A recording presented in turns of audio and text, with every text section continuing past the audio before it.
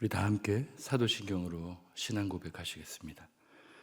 전능하사 천지를 만드신 하나님 아버지를 내가 믿사오며 그 외아들 우리 주 예수 그리스도를 믿사오니 이는 성령으로 잉태하사 동정녀 마리아에게 나시고 본디오 빌라도에게 고난을 받으사 십자가에 못 박혀 죽으시고 장사한 지 사흘 만에 죽은 자 가운데서 다시 살아나시며 하늘로 오르사 전능하신 하나님 우편에 앉아 계시다가 저리로서 산자와 죽은 자를 심판하러 오시리라.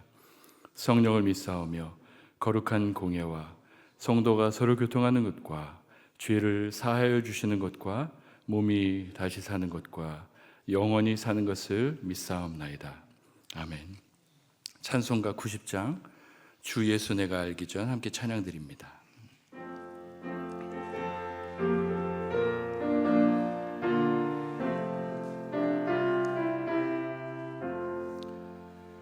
주 예수 내가 알기 전 날 먼저 사랑했네. 그 크신 사랑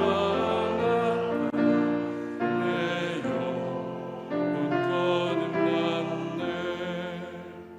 주 내 맘에 계시고 나 주 안에 있어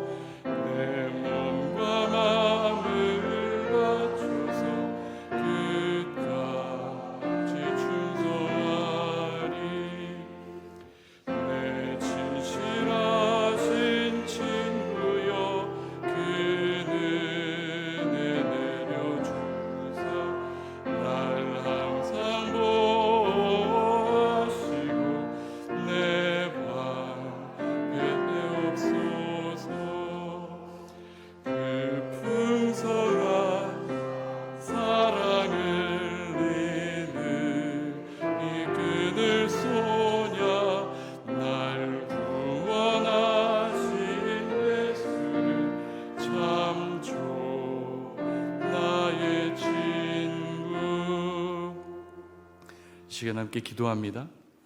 우리를 이 자리에 불러주신 하나님의 은혜를 감사하는 기도를 드립니다. 우리로 선교하는 신반포 공동체에서 신앙생활하며 선교에 동참할 수 있음에 감사하는 기도를 올립니다. 남은 모든 행사 가운데 주님 영광 받으시고 특별히 오늘 저녁 금요 예배에 하나님의 성령의 임재와 깊은 체험을 위해서 함께 기도합니다. 그리고 오늘 말씀을 들으며 기도하는 시간에도 세계 방방곡곡에서 사역하는 선교사님이 주님의 은혜를 경험하고 또 동일한 은혜가 우리에게도 부어지기를 간절히 사모하며 기도드리겠습니다. 함께 기도합니다. 주님이십니다. 주님의 은혜입니다. 주님 우리를 불러주셨고 주님이 우리로 충성스럽게 그 선교의 자리에 동참하게 하십니다. 모든 것이 주님이 하신 일이고 주님이 행하시는 일입니다. 그 하나님 앞에 우리가 나아가 우리가 드릴 것이 아무것도 없지만 그 하나님의 은혜에 감격한 신앙인으로 그리스도인으로 예수 그리스도의 제자로 오늘을 살며 하나님 앞에 나아갑니다. 주님 우리의 기도에 응답하시고 주님께서 우리와 함께하여 주시옵소서. 이 시간도 세계 방방곡곡에서 선교하는 우리 선교사님들의 기도를 들어주시고 그들이 어려운 가운데 함께 하시며 동행하시며 하나님의 은혜를 부어 주시옵소서. 주님의 은혜가 없이 선교 사역이 없음을 고백하고 주의 성령의 인도하심이 없이 동행하심이 없이 우리가 한시라도 설 수 없음을 고백합니다. 주님 앞에 서는 우리 모두에게 동일한 은혜를 허락하여 주시고 오늘 아침에 하나님의 성령에 부어주시는 그 은혜를 경험한 우리 모두 되어줄 수 있도록 인도하여 주시고, 주님을 사랑하고 주님을 경외하며 주님께 영광 돌리는 주님의 백성들이 오늘 아침에 주님과 깊은 동행하는 귀한 시간 되어줄 수 있도록 인도하시고 축복하여 주시옵소서. 주의 성령이 시종을 주관하시고 주님께서 우리와 함께 하실 것들을 감사드리며 주 예수 그리스도의 이름으로 기도드립니다.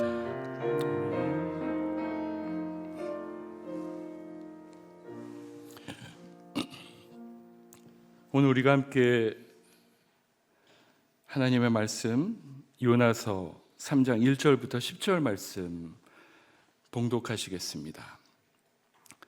구약성경 1287쪽입니다.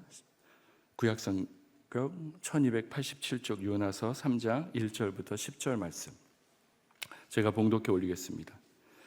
여호와의 말씀이 두 번째로 요나에게 임하니라. 이르시되 일어나 저 큰 성읍 니느웨로 가서 내가 네게 명한 바를 그들에게 선포하라 하신지라. 요나가 여호와의 말씀대로 일어나서 니느웨로 가니라. 니느웨는 사흘 동안 걸을 만큼 하나님 앞에 큰 성읍이더라. 요나가 그 성읍에 들어가서 하루 동안 다니며 외쳐 이르되 40일이 지나면 니느웨가 무너지리라 하였더니 니느웨 사람들이 하나님을 믿고 금식을 선포하고 높고 낮은 자를 막론하고 굵은 베옷을 입은지라.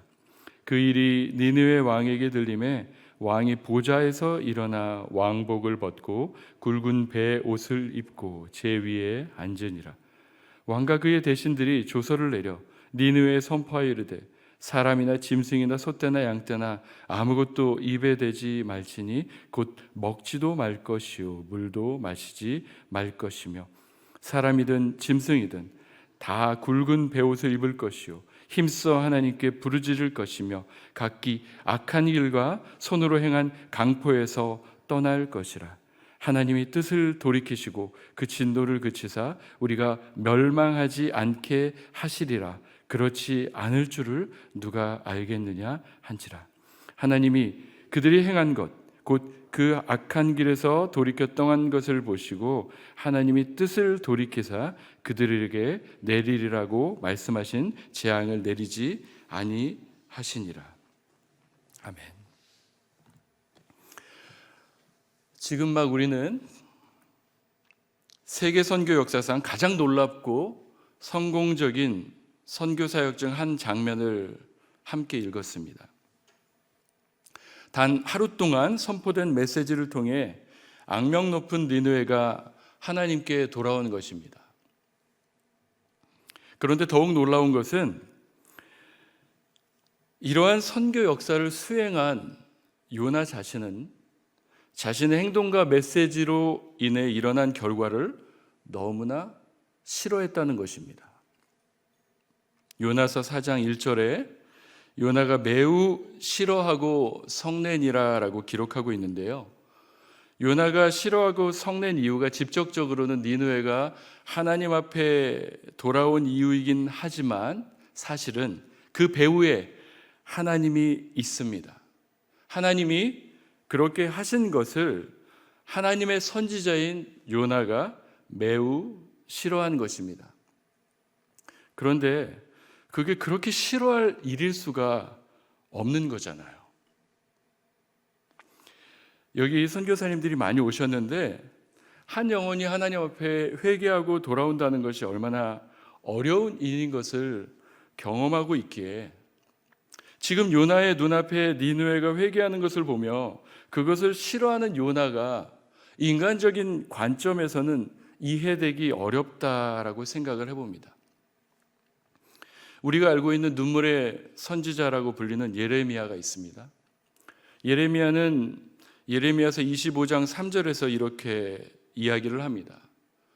유다 왕 아몬의 아들 요시야 왕 13째 해부터 오늘까지 23년 동안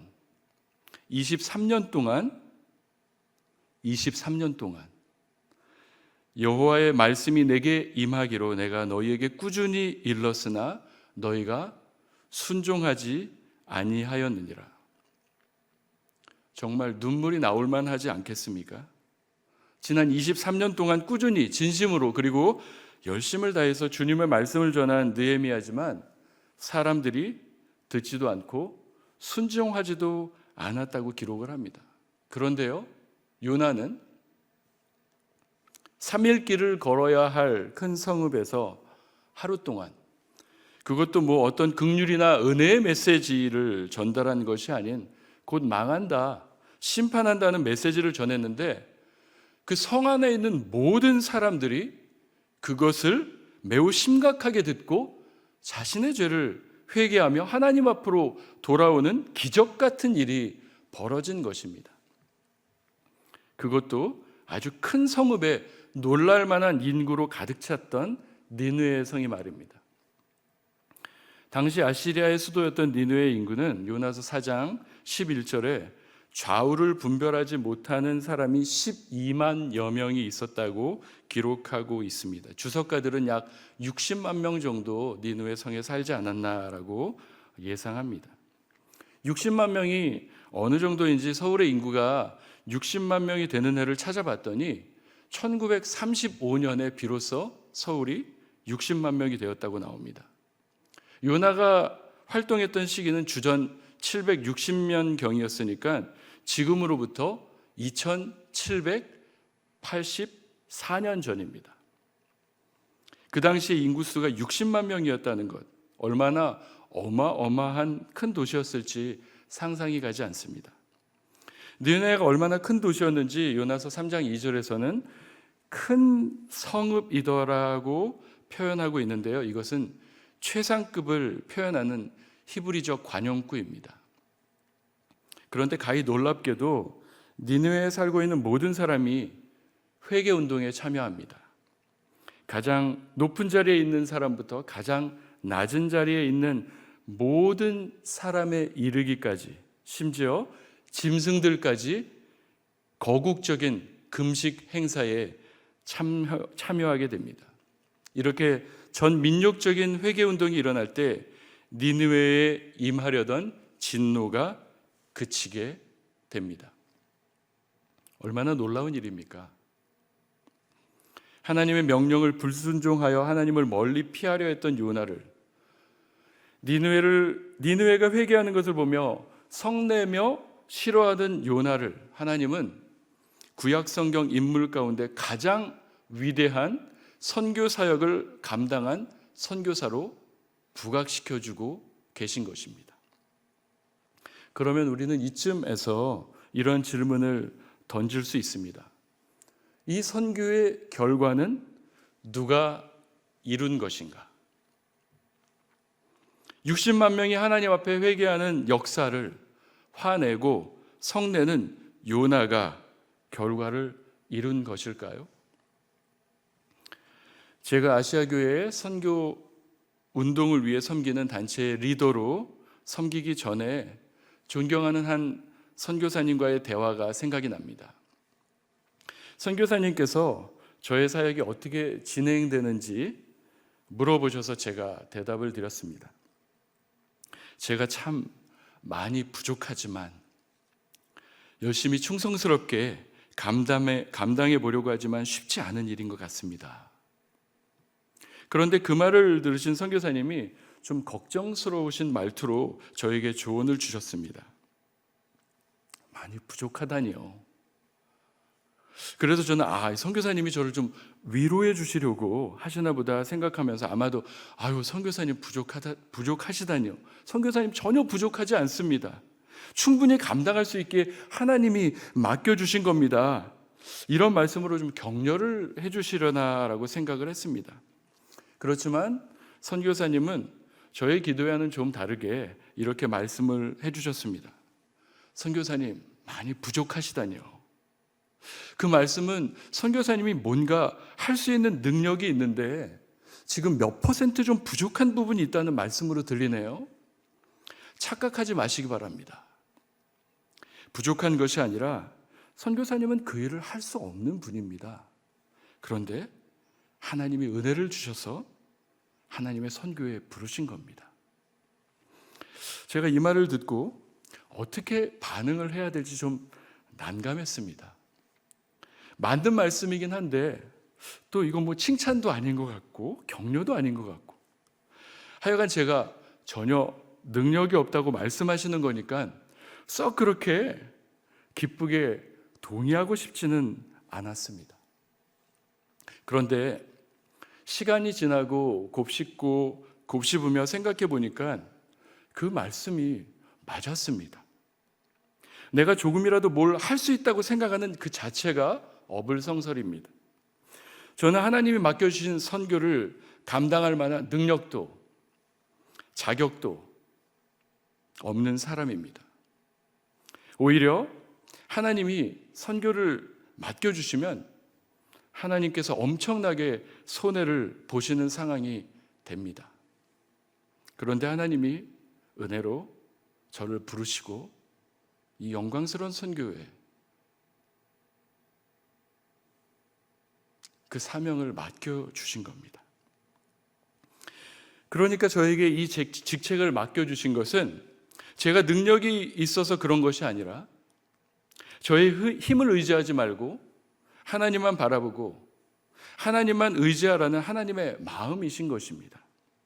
그런데 만약에 제가 그것을 제대로 인식하지 못한 상태에서 진짜 많이 부족한데 라고 생각하고 있었다면 어떤 일이 갑자기 잘 될 수도 있는 거잖아요. 그럼 그것을 마치 제가 이룬 것으로 생각할 수도 있었겠구나라는 생각이 들면서 그 선교사님이 말씀해 주시지 않았다면 내가 엄청난 착각을 하면서 살 뻔했구나라는 생각을 했습니다. 제가 선교사역을 하면서 문제는 여전히 많이 있습니다. 너무 많은 사역이 있는데 제가 감당하기가 너무 벅찬 것입니다. 그래서 고민 끝에 몇 분 선배 선교사님들께 조언을 구했습니다. 그랬더니 한 분이 저에게 카톡을 보내주셨는데요. 이렇게 글을 적어주셨습니다. 아주 짧은 글입니다. 항상 내 힘으로 되는 일이 아무것도 없음을 인정하고 주님을 바라보며 하나하나 성령님과 함께 동행하시기 바랍니다. 이 말씀이 정말 큰 힘과 위로가 되었습니다. 제가 저의 생각으로 할 때 얼마나 많은 실수와 문제가 발생될 수 있는지, 선교는 나의 것이 아니고 하나님의 것이고 하나님이 하시는 것입니다. 내가 하고 싶은 것을 하는 게 아니고 하나님의 선교입니다. 하나님이 원하시는 것을 하는 것입니다. 그렇기에 하나님만 온전히 의지해야 하는 것이 정답입니다. 시편 115편 1절은 이렇게 기록합니다. 여호와여, 영광을 우리에게 돌리지 마옵소서. 우리에게 돌리지 마옵소서. 오직 주는 인자하시고 진실하심으로 주의 이름만 영광을 돌리소서. 그렇습니다. 주님께만 영광이 있어야 됩니다. 주님만이 영광을 받으실 분이십니다. 그런데 말입니다. 사람의 마음은 그렇습니다. 내가 얼마나 노력했는지, 내가 얼마나 능력이 있는지, 내가 얼마나 이 일에 합당한 사람인지, 내가 얼마나 사람들에게 인정을 받을 만한 자격이 있는지 계속 점검하려고 합니다. 저는 연약한 저인 것을 잘 알기 때문에 늘 고민합니다. 하나님이 하셨습니다 라고 말하지만 사실 저도 조금이나마 기여했던 부분이 있지 않습니까? 라고 말하고 싶어서 입이 간질간질 거리는 것입니다. 정말 그 모든 것이 하나님의 은혜인데 말입니다. 선교사가 씨름하는 내면의 도전 중 가장 강력한 도전이 무엇인지에 대해서 생각을 해보았습니다. 하나님의 영광에 함께 묻어가며 떨어지는 콩고물을 먹을 것인가, 아니면 그 모든 것을 내려놓고 무대에서 조용히 내려와 오직 하나님만 주목받고 하나님만 영광을 받으시도록 할 것인가의 문제입니다. 그런데 그 욕심이, 유혹이 너무 큽니다. 시편 115편 1절 다시 한번 읽어보고 싶습니다. 여호와여, 영광을 우리에게 돌리지 마옵소서. 우리에게 돌리지 마옵소서. 오직 주는 인자하시고 진실하심으로 주의 이름만 영광을 돌리소서. 누가복음 17장 10절 말씀입니다. 이와 같이 너희도 명령받은 것을 다 행한 후에 이르기를 우리는 무익한 종이라 우리가 하여야 할 일을 한 것뿐이라 할지니라. 여기서 무익하다라는 단어는요, 가치 없다, 쓸모 없다라는 뜻이 있습니다. 하나님의 일을 하는 사람들이 자신의 봉사의 가치로 하나님께 무엇을 청구할 근거가 전혀 없다는 말입니다. 오직 종으로 충성을 다했을 뿐이고요. 그런데 그 충성으로도 결코 갚을 것이 없는 것이 주님의 은혜다라는 것을 말하고 있는 것이 아닌가라고 생각해 봅니다. 주님이 하십니다. 하나님의 선교입니다. 요나서 3장만큼 이것이 너의 선교가 아니라 나의 선교다라는 것을 강력하게 보여주는 성경 말씀도 별로 없습니다. 그러면 다른 질문이 들어옵니다. 선교가 하나님의 것이라면 하나님의 백성이 할 일은 무엇입니까? 하나님의 교회가 할 일은 없나요? 라는 질문이 자연스럽게 따라옵니다. 먼저 이 질문에 대한 답을 드리자면요, 하나님은 당신의 영광스러운 선교에 당신의 교회와 백성을 초청하시고 동역자로 부르십니다. 그리고 그것은 하나님의 은혜입니다. 하나님이 부족한 것이 있어서 부르시겠습니까? 아닙니다. 그러나 하나님은 당신의 영광스러운 선교에 은혜로 저와 여러분을 초청하고 계십니다. 하나님은 모든 민족의 하나님이 되십니다. 그 일을 이루시기 위해서 이스라엘을 선택하시고 모든 민족을 향한 복이 되게 하셨습니다. 창세기 12장 1절부터 3절 말씀까지 하나님께서는 아브라함을 부르셔서 아브라함과 그 씨로 인하여 땅의 모든 족속이 복을 받을 것임을 약속하십니다. 동일한 약속의 말씀이 신약성경에도 나오는데요, 사도행전 3장 25절과 갈라디아서 3장 8절 9절에서 인용되고 있는 말씀이죠. 특별히 갈라디아서에서 사도 바울은 먼저 아브라함에게 복음을 전하되 모든 이방인이 너를 인하여 복을 받으리라 하였으니 그러므로 믿음으로 말미암은 자는 믿음이 있는 아브라함과 함께 복을 받느니라고 하나님께서는 이스라엘 백성뿐만 아니라 이방인까지도 실로 모든 족속의 하나님이 되셨습니다. 하나님께서는 아브라함이 믿는 하나님을 믿는 고백을 하는 모든 믿음의 후손들을 통해서 온 땅을 축복하시려고 그들을 하나님의 선교에 초청하고 있습니다. 그래서 구약학자인 월터 카이저의 표현은 굉장히 정확합니다. 아브라함과 그의 자손들은 모두 선교사다. 그리고 하나님의 보내심을 입은 예수 그리스도께서 오셔서 그의 제자들을 세상에 보내시며 모든 족속을 제자 삼으라는 명령을 교회에게 부여하셨습니다.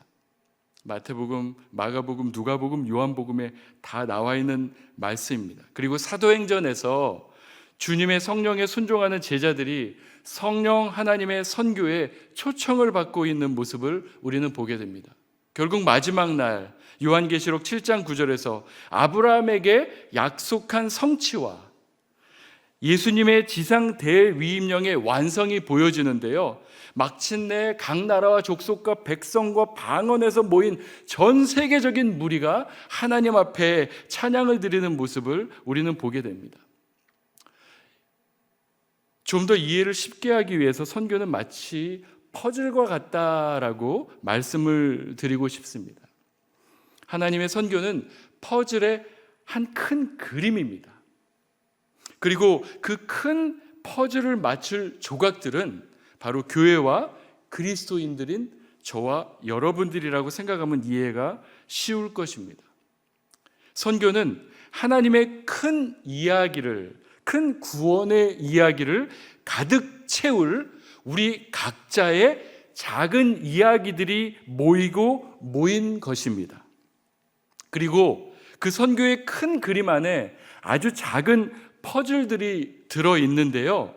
이 퍼즐 한 조각 한 조각은 미미하게 보이지만 사실 하나하나의 조각이 너무나 큰 의미를 부여하고 있습니다. 여러분 잘 아시겠지만 퍼즐은요, 한 조각만 사라져도 완성을 하지 못합니다. 바로 그런 것입니다. 바로 저처럼 선교사로 부름을 받아 직접 선교하는 선교사도 있지만 각자의 상황에서 선교로 부름받은 모든 그리스도인들은요, 다 하나님의 선교의 퍼즐입니다. 색깔이 다르고 크기도 다르고 모양도 다르지만 다 하나님의 선교의 퍼즐입니다. 때로는 크고 화려한 색을 가지고 있지 않더라도, 때로는 중앙에 위치하지 않고 맨 구석에 위치하고 있더라도, 뭐 대단히 큰 퍼즐 조각이 아니어도 이 퍼즐 조각 하나하나가 너무 중요합니다. 왜냐하면 그 퍼즐 조각 하나라도 잃어버리면 온전한 퍼즐의 완성이 어렵게 되기 때문입니다. 그런 의미에서 하나님 앞에서 우리 개개인의 선교적 역할이 얼마나 중요한지, 그리고 우리의 삶을 통해서 일하시는 하나님이 얼마나 이 퍼즐을 완성시키시길 원하시는지 꼭 기억하셔야 합니다. 그것을 이해하면 왜 하나님이 끝까지 요나를 사용하셨는지, 하나님이 왜 그 말도 잘 듣지 않고 심지어 성내고 삐진 요나를 포기하지 않고 그렇게 다루시며 얼레며 선교를 진행하셨는지 이해할 수 있습니다. 왜냐하면 하나님의 선교라는 큰 그림에서 요나의 퍼즐이 없어서는 안 되기 때문입니다. 그리고 그것은 우리 각 사람에게도 동일하게 적용되어집니다. 하나님이 하나님의 영광스러운 선교에 우리 한 사람 한 사람을 부르셔서 이루어 가십니다. 때로는 요나처럼 어긋나기도 하고 때로는 요나처럼 물고기 뱃속에 있기도 하지만 그 모든 여정이요, 다 하나님의 선교를 이루어가는 큰 계획 가운데 있다는 것을 안다면 우리 인생이 하나님 앞에서 얼마나 복된 인생이 되겠습니까? 특히 이번 선교 축제 때 참으로 유익한 여러 가지 이야기들이 나왔는데요. 그 중에서도 다음 세대를 위한 제안이 있었습니다.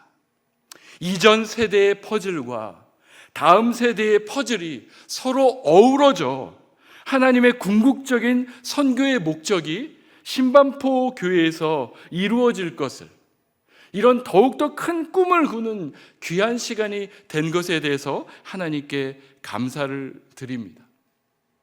각자의 환경에서 주님이 주신 선교의 퍼즐을 맞춰가며 저는 태국에서, 여러분은 하나님이 부르신 그 장소에서, 그곳이 어디인지는 모르지만 언젠가 서로의 퍼즐이 연결되어지는 진한 감동과 하나됨이 경험될 수 있기를 소망합니다. 결론을 말씀드리겠습니다. 오늘 우리는 요나서 3장을 통해서 선교의 주인 되신 하나님이 하나님의 능력과 은혜로 니느웨를 구하시는 모습을 보았습니다. 하나님은 지금까지도 일하고 계시며 지금까지도 그 영광스러운 선교에 불순종한 요나까지 부르시는 것처럼 그 작은 퍼즐 조각을 가지고 있는 우리 모두를 부르시고 계십니다. 하나님의 선교에 우리를 부르시니 그저 감사하고 영광스러울 뿐입니다. 하나님의 선하심을 믿으며 하나님의 선교에 계속해서 동참하심으로 착하고 충성된 나의 종아 라는 말씀을 들으시는 믿음의 공동체 신반포 교회가, 그리고 성도님 한 분 한 분이 되시기를 간절히 소원하며 축원드립니다. 함께 기도드리겠습니다. 하나님이 우리로 외로운 선교의 여정을 걷지 않도록 늘 동행하시며 특별히 신반포 공동체 선교적인 공동체로 불러주심에 감사를 드립니다. 저의 선교 퍼즐이 무엇인지 아직까지 정확하게 알 수는 없지만 하나님의 목적과 계획이 있으시고 저를 하나님의 선교에 초청하고 계시다는 믿음을 가지며 주님의 성령이 마지막 날까지 우리를 인도하실 것이라는 기대와 소망으로 하나님 앞에 기도드립니다. 이번 선교 축제를 통해서 우리에게 새롭게 제시되는 하나님의 선교적 그림을 함께 그려나가며 한 마음으로 공동체의 퍼즐을 맞춰가는 우리 모두가 되기를 소망합니다. 하나님, 오늘 하루도 온전히 선교의 퍼즐을 맞춰가는 우리 모두가 되어줄 수 있도록 그렇게 선교의 퍼즐을 맞춰가는 시간을 마치고 난 후에 오늘 저녁에 있는 금요 예배에 기쁜 마음으로 함께 동참하며 하나님의 백성이 되어 하나님께서 어떻게 선교를 이어가시는지 목도하며 하나님의 음성에 귀를 기울이는 우리 모두가 되어질 수 있도록 주님 은혜를 허락하여 주시고 그 모든 일들을 통하여 주님 영광 받아 주시옵소서. 주기도문으로 예배를 마치겠습니다. 하늘에 계신 우리 아버지여, 이름이 거룩히 여김을 받으시오며 나라가 임하옵시며 뜻이 하늘에서 이룬 것 같이 땅에서도 이루어지이다. 오늘날 우리에게 일용할 양식을 주옵시고 우리가 우리에게 죄 지은 자를 사하여 준 것 같이 우리의 죄를 사하여 주옵시고 우리를 시험에 들게 하지 마옵시고 다만 악에서 구하옵소서. 대개 나라와 권세와 영광이 아버지께 영원히 있사옵나이다. 아멘.